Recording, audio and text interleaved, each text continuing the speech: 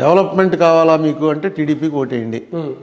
నేను ఇవ్వలేకపోయాను, నేను దివాళా తీసేసాను కాబట్టి నాకు ఓటేయండి అంటున్నావు, బాగానే ఉంది. నీకు ఓటేయండి అంటూ మళ్ళీ ఇది ఎలా అడుగుతావు, ఇది ఎలా ఇస్తావు? అదేదో చెప్పు, లెక్క చెప్పు.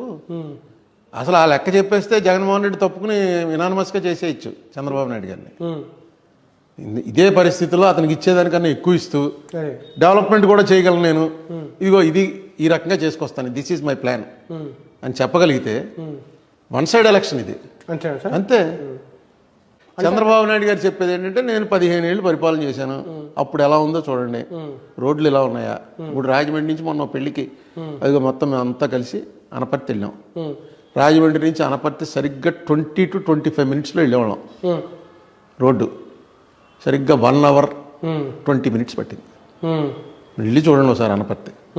అనపర్తి అంటే చాలా పెద్ద సెంటరు, అటు నుంచి వచ్చే ట్రాఫిక్ చాలా ఉంటుంది. ద్వారపూడి, మండపేట, రాజమండ్రి వచ్చే వాళ్ళకి చాలా ప్రధానమైన రోడ్డు. వేయలేదు రోడ్డు, చాలా భయంకరంగా ఉంది.